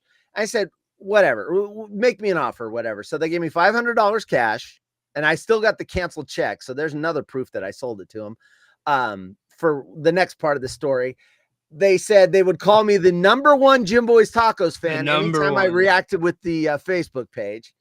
And the third thing was I could have Jim Boy's Tacos for free anytime I come down there to visit. That's the one that everyone loves, the free grub. And I've already hit them up. I usually hit them up for about $50 a visit when I get in there, because I'm taking stuff back to Oregon when I could drive through there. Jim Boy's yes. Free packets of taco sauce. Exactly. Yeah. Yes, prizes. So now we fast forward to now. I haven't been down there in 10 years to deal with this. So I emailed the vice president of the Jim Boy's Tacos at the time, and it came back email like, this email doesn't exist anymore. So he's either moved up to president, but his vice president Jim Boy's account doesn't exist anymore. So now I got to reach out to someone from the company and say, hey, remember me from like 10 years ago? I'm the one that sold you the Facebook page. I have all my documentation. But like you were saying, anyone can make that stuff. In fact, I can already tell some of your fans are going to listen to my story and go, hey, I'm the guy that did it. Remember, it was 10 years ago, and I sold you the page, and you gave me $500. And yes, right? There's going to be 10 people claiming to be me now because they know the story. Anyway, so I got to find a working email and work my way up the chain of command and tell them I'm coming down there, because you and I are going to have Jim Boy's Tacos. So I had them earlier this week, 70 cents this month. Yeah, they're 70 cents tacos. And I don't get anything for promoting them. They don't sponsor me. But yeah, 70 cent tacos in this day and age. Where are you going to find tacos for 70 cents? Well, they also come with a swimming pool of grease. So you don't know the experience that I grew up with these. I was eating these in Elk Grove. I don't even think the location exists anymore. I would walk up there. I mean, Sacramento, for those of you don't know, I do live in Portland, Oregon. My dad moved us up here when I was in 6th grade. My parents divorced, but I grew up in Sacktown. So I am Elk Grove. Rancho Cordova, we had a house. We lived out in Sheldon Hills for a while when they wanted to have a farm where we had cows and horses and all that. That lasted about 3 or 4 years. And they're like, oh, hell with the farm life. We're going back to the city. The city at the time was Elk Grove. I lived in Elk Grove when there wasn't a McDonald's there. There was no chain anything. There was no Safeways. There was no McDonald's. It was all local. The taco shop was Taco Aki. That was the Taco Bell in Elk Grove. Taco Aki. And Marval Market was the grocery store, and Bel Air Market was the grocery store. Yeah. So I grew up in Elk Grove when it was a hick town. And now it's a city, a suburb of Sacramento. Well, now we've got hoods in Elk Grove. You're either 99 side or 5 side. And we didn't go out to 5 at the time. It died at 99 where Pizza Barn used to be. That was the end of town right there. Yep. And Romanowski. Look at Jim Boy's always gets so much run. Look at Dirk's like, shut the hell up. What? Meal. Like $3. It's a great meal. I grew up on that. The first Jim Boy's experience, even before Elk Grove, was when, you said there's 2 in Elk Grove right now. There's 2 locations. There might be more than 2. I think I know 2 for sure. There's the There's the one that's got a drive-through and it's a standalone in a dining room, and then the other one is off of Laguna and Bruceville. Yeah. So I've actually got the taco wrappers. I save that stuff because I love, smell it anytime I get the urge. So the whole reason about the wrapper is it's open on one end and it's closed on the other end, and that's to keep the grease from dripping down your stomach. Oh, really? Oh, someone's off work. Hey, happy weekend. That's our buddy Patrick. He's getting ready for a big game tonight. Big game tipping off in about an hour and 45 minutes. Big game. Knicks and Pacers. Oh, he's from Long Island. He's a Knicks guy. So Knicks fan. He's a Knicks fan. Well, good luck to you and Grant. I know Grant's a Kings guy, but he was a Knicks guy before Kings, right? He grew up as a Knicks fan, I believe. Yeah, he talked about it all last night. It's an amazing story. Like for us, it's Rangers, Knicks, Yankees. Was he Yankees or Mets? I forget. Yankees. Yeah. For us, it was like it's kind of foreign, but for him, it's a way of life out there. Like he grew up, he talked about it last night, 3 years old. First mememories at a Yankee Stadium at a football game for the Giants. So yeah. Cool. Oh, and Giants, we forgot about football. I can go 49ers if you want. How about you go Niners. Gym Boys? You're talking Gym Boys. You might as well shoot. I got you want me to put it on? You have it it's right here. there? Right here. Yeah, put your Gym Boys on, brother. Haunted Horse getting some extended run here on the King's Court. He can have as much run as he wants. You can fight me over that. He's engineered a lot. Wait, here it is. On these channels. Here it is. Now I feel like 12-wood putting all these hats on. Yes. Echo, turn off his lights off. That's blinding. Echo, turn off his lights off. There we go. So guess where I got this hat, ladies and gentlemen? I am doing a show on a Thursday with my boy Rhino in Socktown, and we're getting ready to wrap up the show. We got 10 minutes to go, and all of a sudden he goes, "Hey, go downstairs. You've got a package at the door." And I'm like, "Are you stalking me? I mean, do you have a camera outside my house?" So I go down there and there is a box waiting, and I'm like, "Okay, obviously you sent me something." And I open it up and it was this Jim Boy's Tacos hat for my birthday. I turned 55 years old. Big and 5'5". He sent me a Jim Boy's Tacos hat for my birthday, and I love it. I didn't even think to wear it because I wore the Giants because I'd said. Well, you're known around here as much for the audio engineering as you are for being the Jim Boys guy. I'm going to be the Jim Boys guy. And by the way, you know what a haunted horse is? Grant asks me all the time. I don't know either. Yeah, we don't know. I don't know. Don't know. It's a gaming handle that I thought up in 3 seconds, and had I known it was going to be my entire brand, I would have thought more than 3 seconds. But it was a gaming character I played World of Warcraft with. So Alberto, it's funny that you said that because him and I had an offline conversation about this. Like they're getting a lot of free run on this show. I think they need to start paying for something. But we're gonna make them a sponsor. I've got an inside track. I'm gonna say, hey, look, guys, there's a show, and they talk about the Kings, and every time we mention your product, the chat goes crazy. You want to be a part of that. We can give away a coupon code. We can give away some gift certificates. Come on, you want to be a sponsor of the King's Court. You get so much love in here. So damn right. I'm telling you, that grease, I miss that golden orange grease just dripping down my arm as I eat those things. Well, by the way, the first time I had Jim Boys, I think it was like 3 that I remember, 3 years old. It was at Roseville Auction. They had one right by a corn.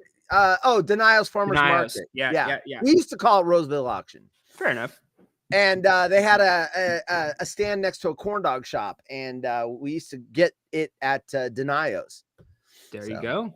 Yeah, there you go. Official podcast for Jim, but we're gonna make it happen. Well, We've got a plan in place. Yeah. This is no joke. I literally have a plan in place. It is. Where if he has to renegotiate that the offer free food, or whatever it is, your agreement, free food.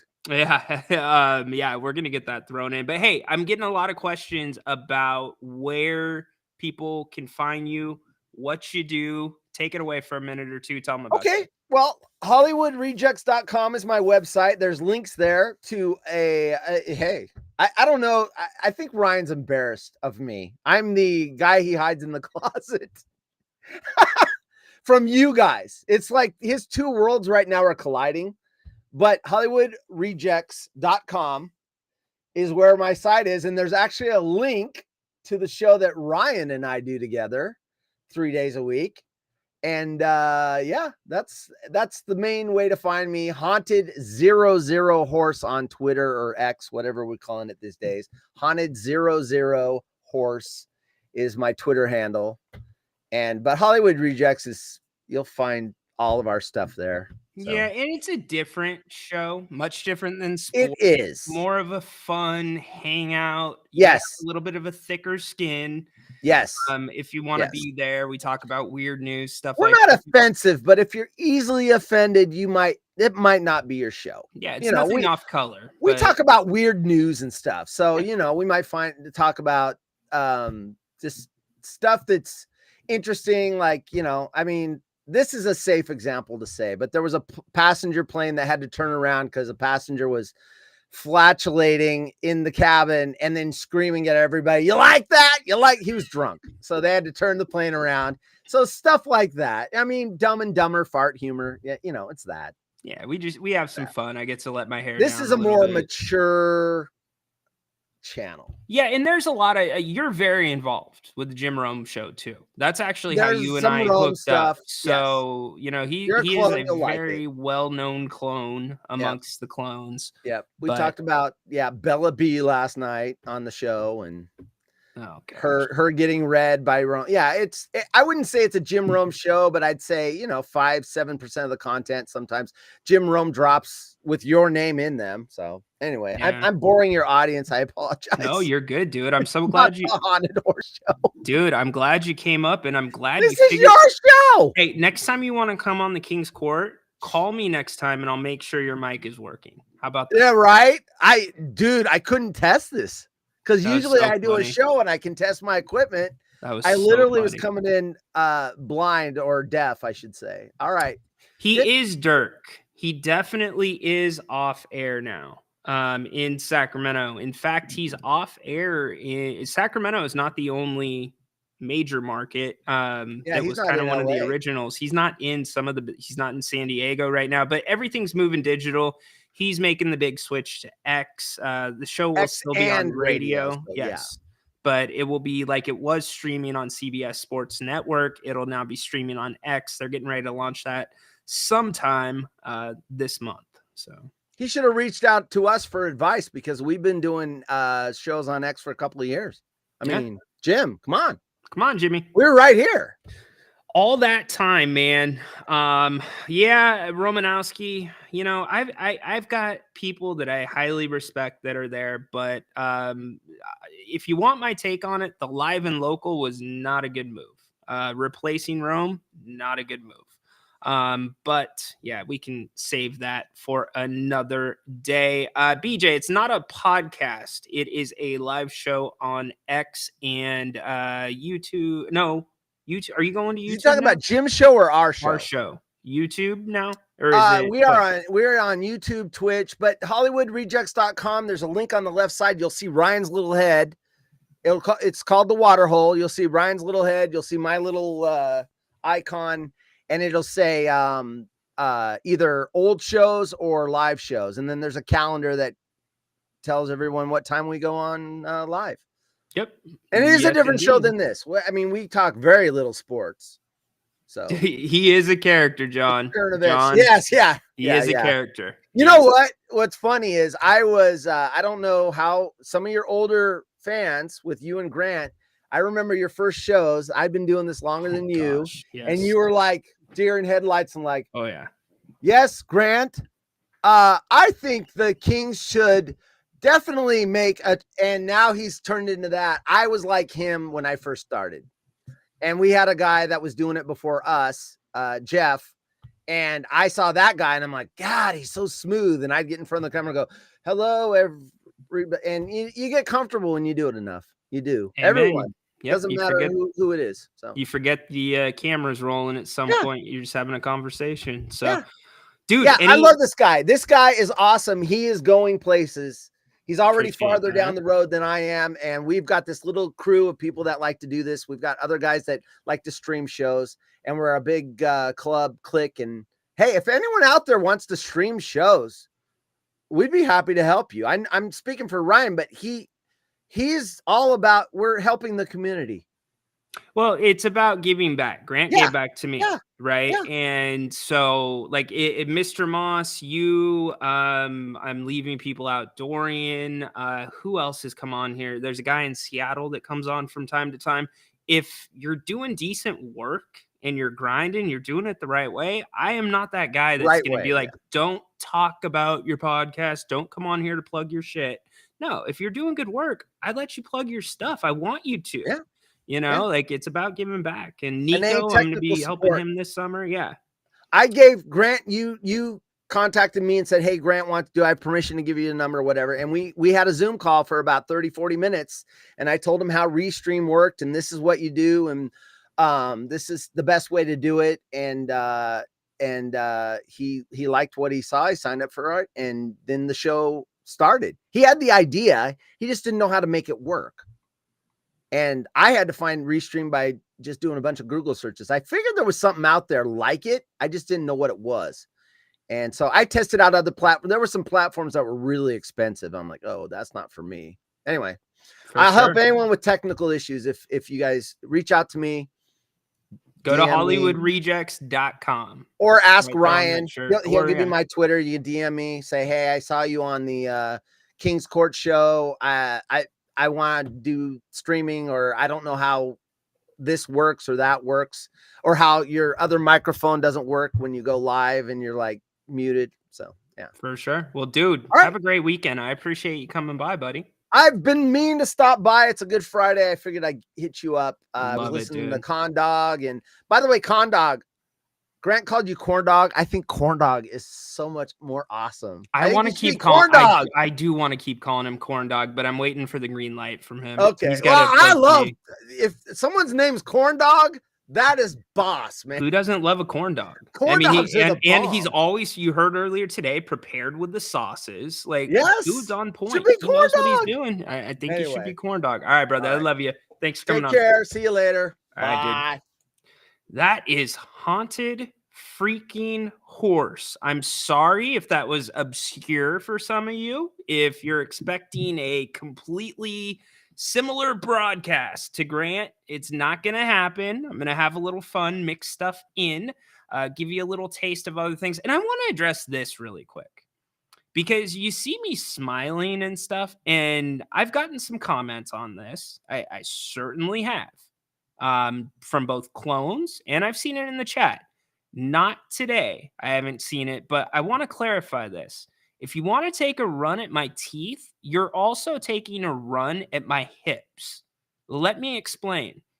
I could not see a dentist for at least a year, if not 18 months before my surgery, because my body couldn't be in that position.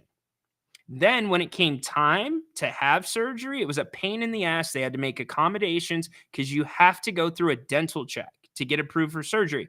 Everything's fine, but you usually see the dentist every 3 to 6 months, right? Well, now I'm 2 years out. And then the year after surgery, you can't see a dentist unless it is for emergency purposes like surgery, infection. I'm following what my surgeon said. So that's about to expire. I am not ashamed of my teeth. Yes, they will be fixed. It can be fixed. Okay? That's not a big deal to me. I'm aware of it, but just know you're taking a run at something much closer to my heart than my teeth. I don't give a shit about that. I'll fix it.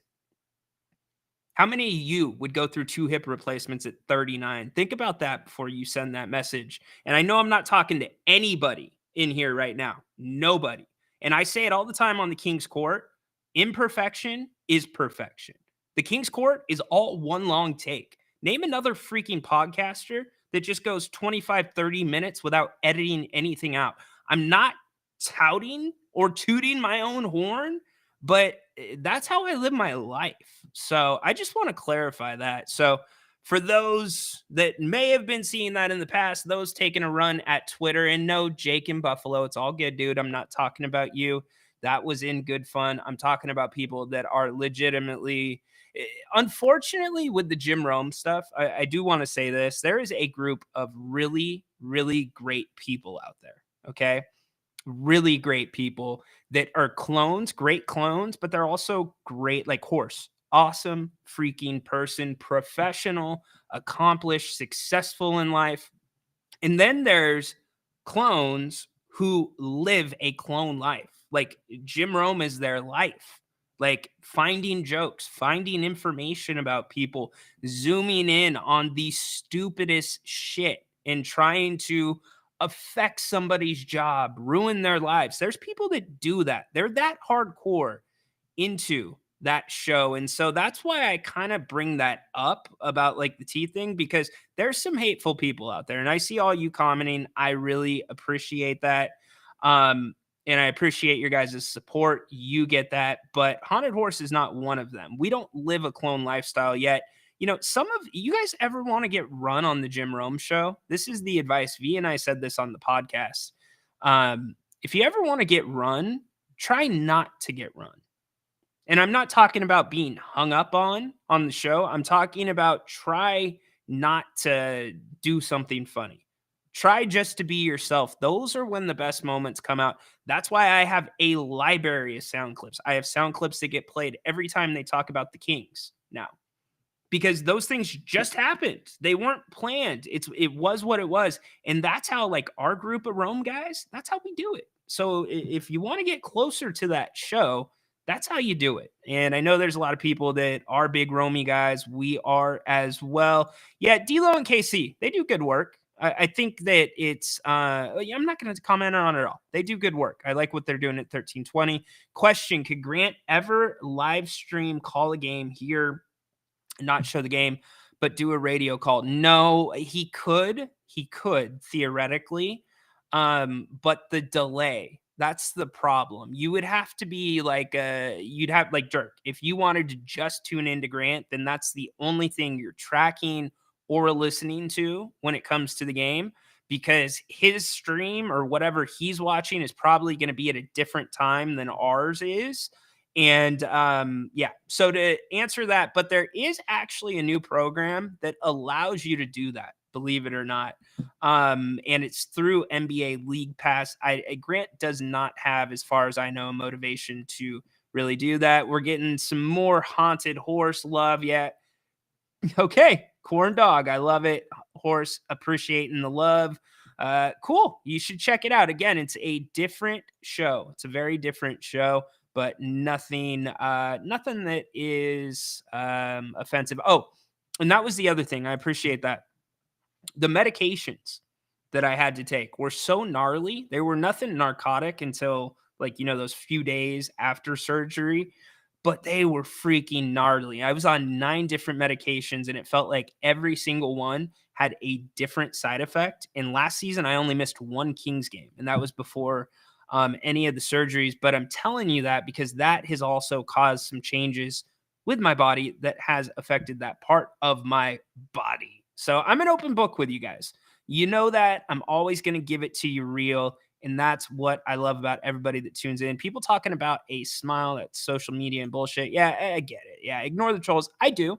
And that's why it's not to put them on blast. It's more of just like a PSA, like, hey, I don't give a shit. And I don't know if you guys give a shit. Everybody's different, right? When it comes to that, some people take the bait, some people don't. But you know, if you see me, somebody that, you know, is trying to do something in this business, somebody that's heavily involved in the Rome show, not giving a shit, maybe you should think about not giving a shit too when it comes to all those people. Because anytime we correspond with the Rome show, it usually sets off a shit ton of reaction. I wasn't sure if I wanted to say shit there. But Ryan, send me their name and I'll break their fingers. BJ, I like it. No, I'm just kidding.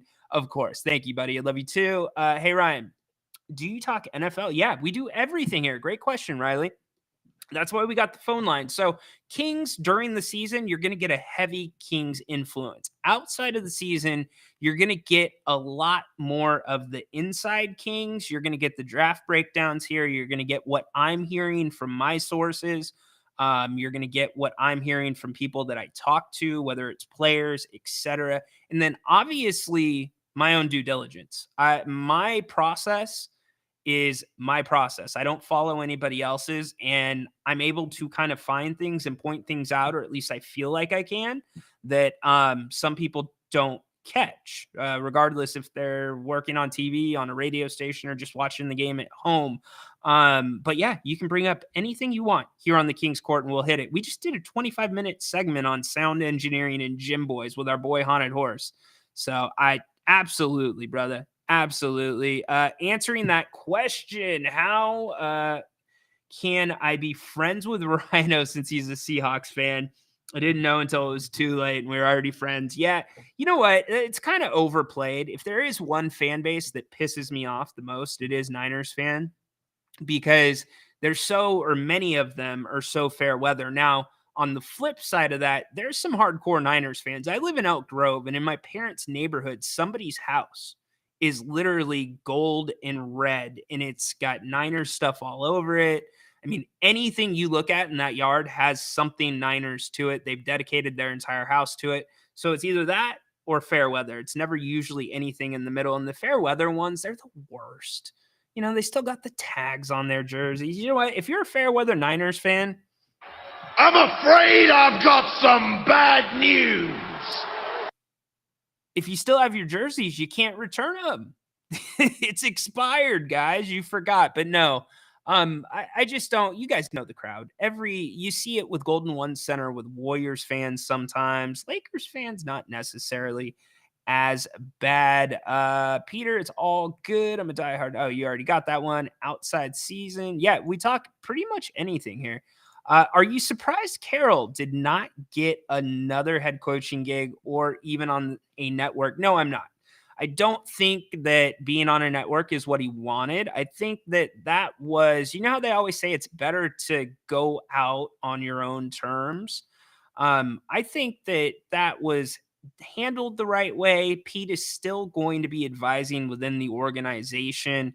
So, no, I'm not surprised by either of those. I think that it was probably a conversation that was had. Look, I'm not interested in coaching anywhere else at this point. You know, Pete's got a lot of great energy, but he's more of a needs to be close to the game guy. Like, you see the videos of him at USC, the unique ideas to keep the guys involved, Will Ferrell involved in stuff. I mean, the Seahawks. Do you remember when Olsen came to the Seahawks and Will Ferrell was in a wig during the Zoom meetings? That was freaking hilarious. It's the stuff like that Pete is great at. And a lot of that comes from being close to the game. And I don't think, commentating or anything like that would really bring him closer, bring him that passion. So, and what he did for the Seahawks was incredible. Now, the terms on how he got there, walking away from USC, I can't look back at that era of football in the NCAA and judge any coach that was operating in the gray. You know why? Every coach was operating in the gray. It was much like it's like a speed trap. If you're going 80 in a 65, you're probably going to get pulled over, right? But if you're going, 70, 68, the cop's probably going to let you go. And that was the problem, and still is the problem with the NCAA, is inconsistency. So, the Reggie Bush stuff, now they're restoring Heisman's, all that. It was what it was. Time has passed. Sports have changed. The NCAA just needs to go away. If anybody can answer me what the NCAA is good for anymore and what they do, you can host the show next week, because that's one of those things that I just don't have an answer for. Let's see. How about if you're going 60 and an 80? BJ, if you're going 60 and an 80, you're not competing. You're not getting recruits. That's the thing. I mean, I would tell you stories of things that I saw. because I was in a college system during that time, and we were at that time, SDSU was not the powerhouse or mid-major that they are now. They were in the beginning processes of building that. And in many ways, I kind of compare Coach Fisher going to SDSU and basically being given oceanfront real estate and being told by the university and the athletic program that build your dream house, build your custom home, build your custom program. And in some ways, Pete Carroll had the autonomy to do that in Seattle as well. There's similarities between the way those two have done it, but there were many workarounds back in the day. I'll give you one workaround really quick. When I was in college, if you were on scholarship, okay, which means your room and board paid for, meals paid for, tuition paid for, and then there's incidental money for, you know, the little things that you may need. They figure that in, right? Well, you're on a full ride. Now, if you are the best player at the school and that's during the time where you couldn't get anything, you couldn't sign an autograph for a profit, you couldn't literally giving a player $5 or buying them a meal in some cases was a violation. Players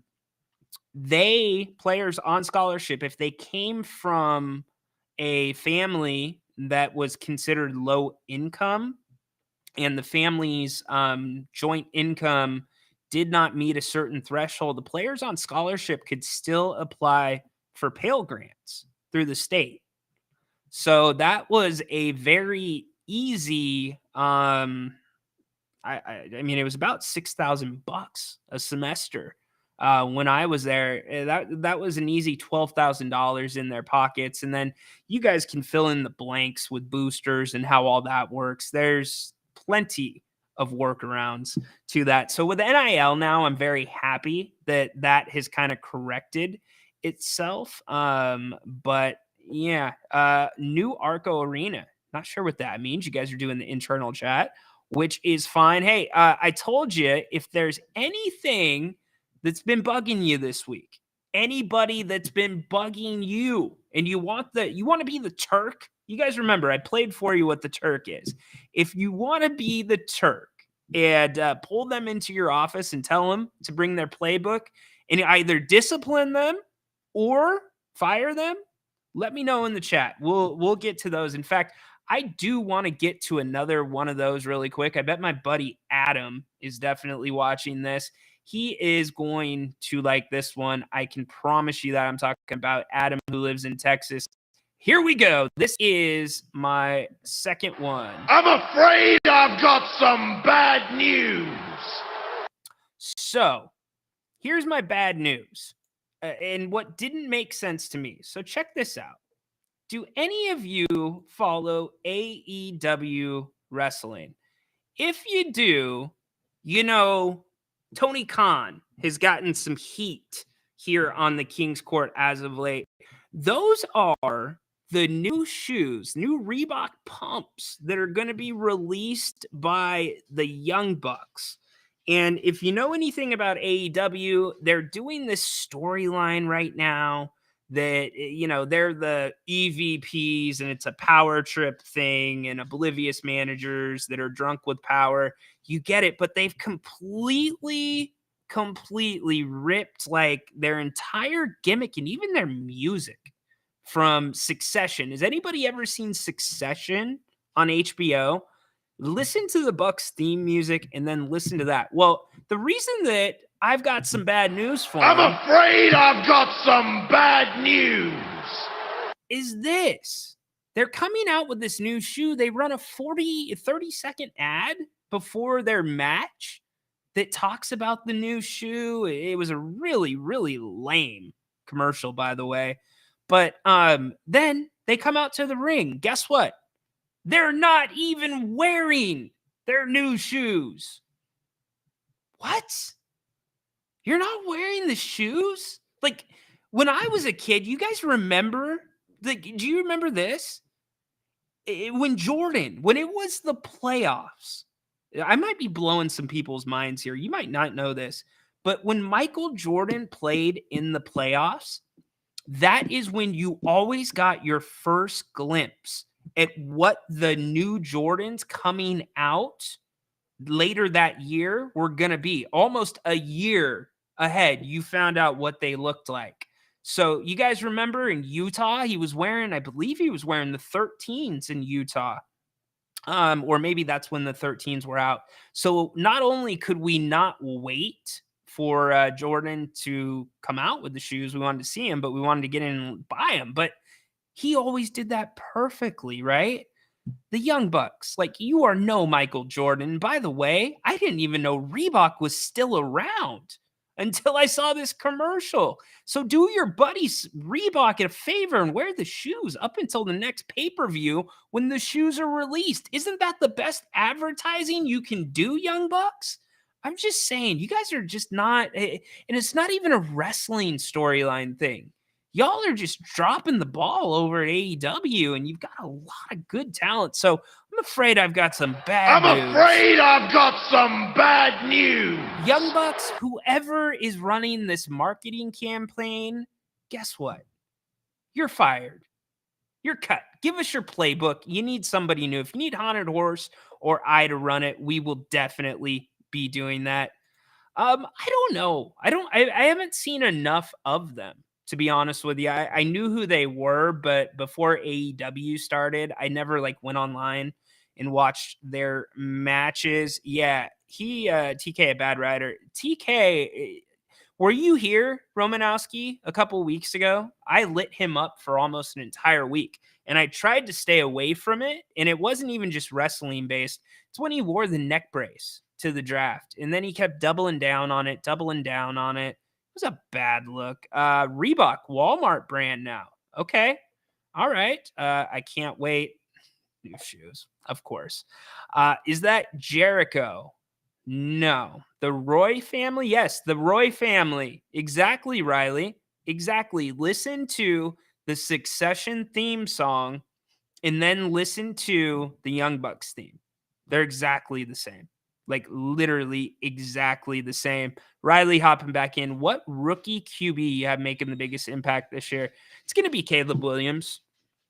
I really think it will be. Some people think Penix might get in there in Atlanta with the whole Cousins situation. Is he going to be hurt? Is he not? Is he going to be ready to go to start the season? Is that Achilles going to hang or work out? He had that same surgery that Aaron Rodgers had. So all of that's still up in the air. But the Bears have gone all in with Caleb Williams. And I get there's some questions about him off the court, right?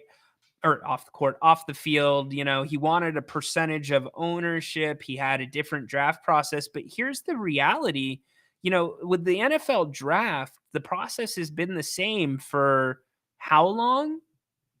30, 40, 50 years? Just in the last few years, has it been these guys earning money in college with their NIL money?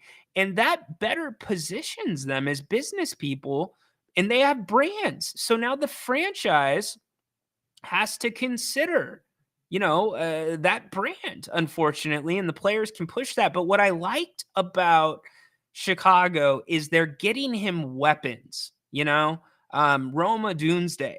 My goodness, I can't wait to see that connection in Chicago. Now, will they be able to protect him? Here's what I know. Sean Salisbury comes on every Monday with Grant and I during the football season, and he said Caleb Williams is the real deal. Now, the whole thing about crying on the sideline and maybe not being a team guy, I can't speak to that. I do know this. USC had no defense this year, none whatsoever.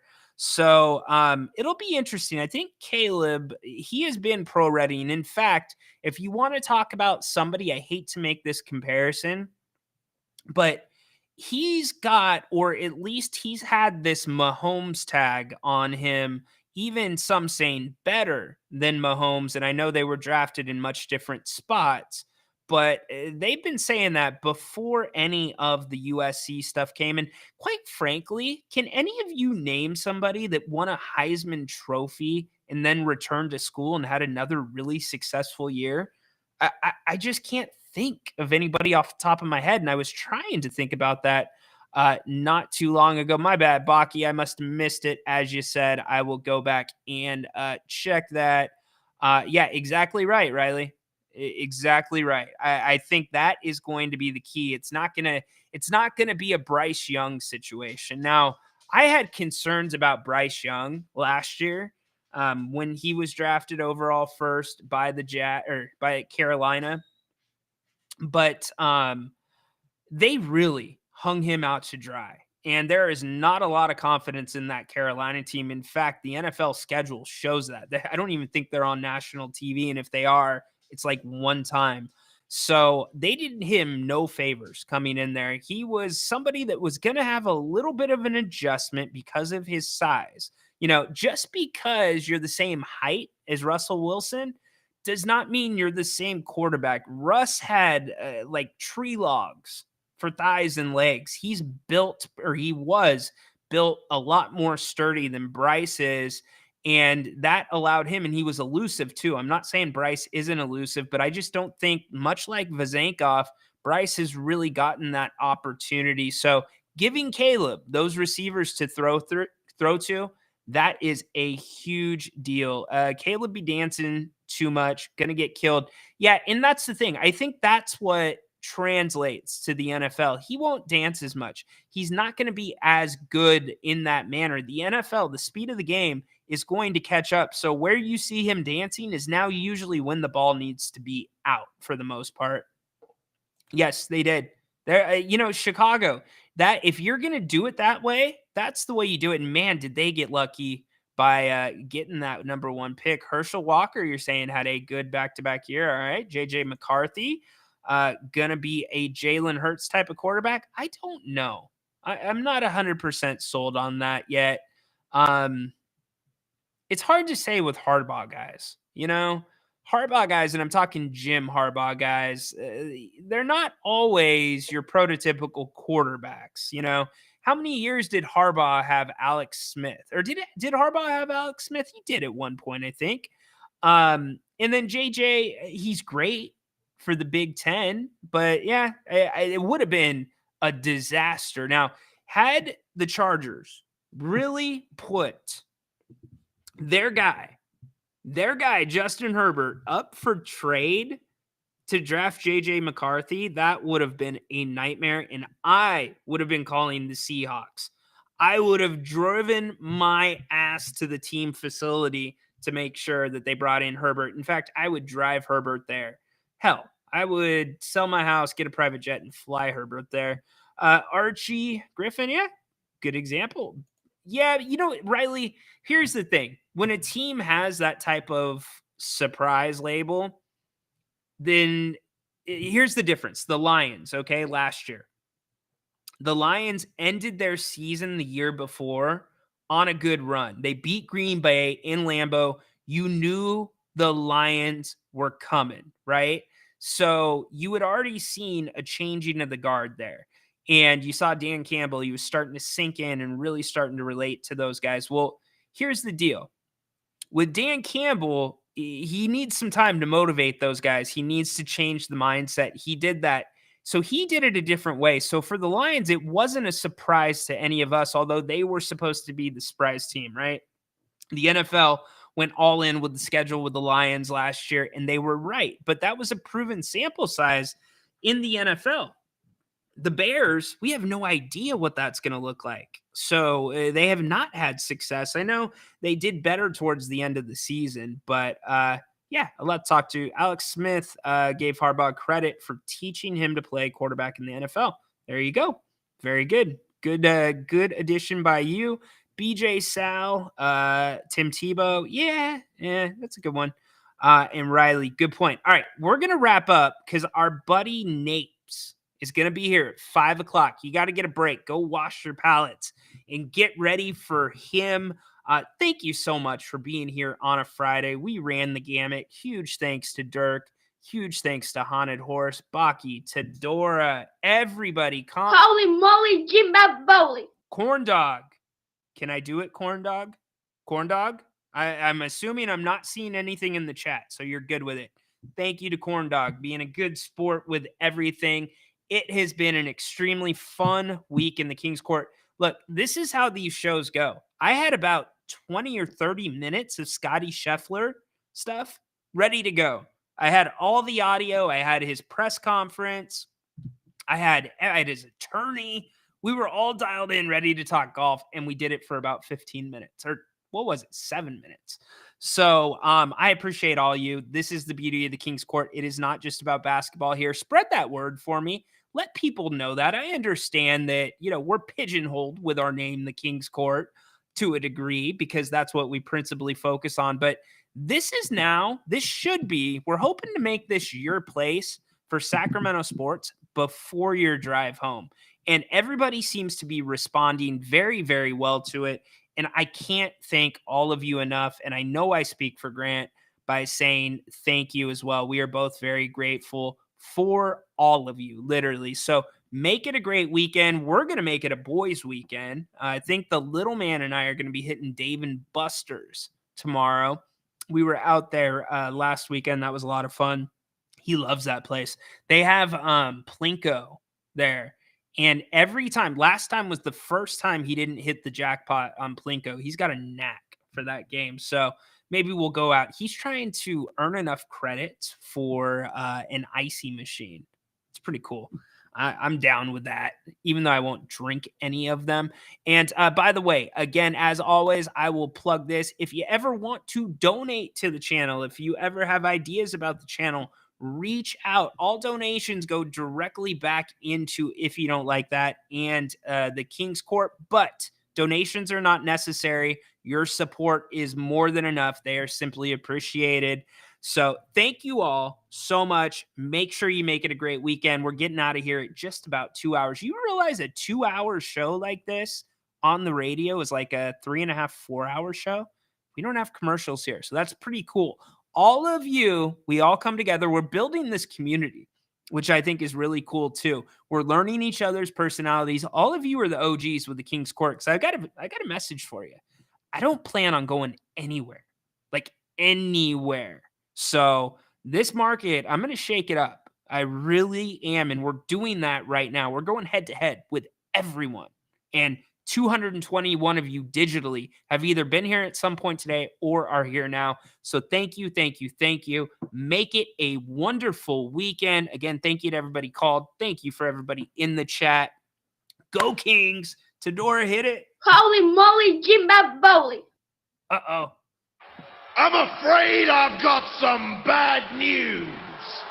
I've got some bad news. Court is dismissed. Live court is dismissed until Monday. We'll be back at 2:00 live. And then don't forget, you can always check out, I'll have 2 new episodes this weekend, audio only on the King's Court, Spotify, Apple Podcasts. And then Grant, he's right back here in just an hour. So come support him. Make it a great one. Court is dismissed.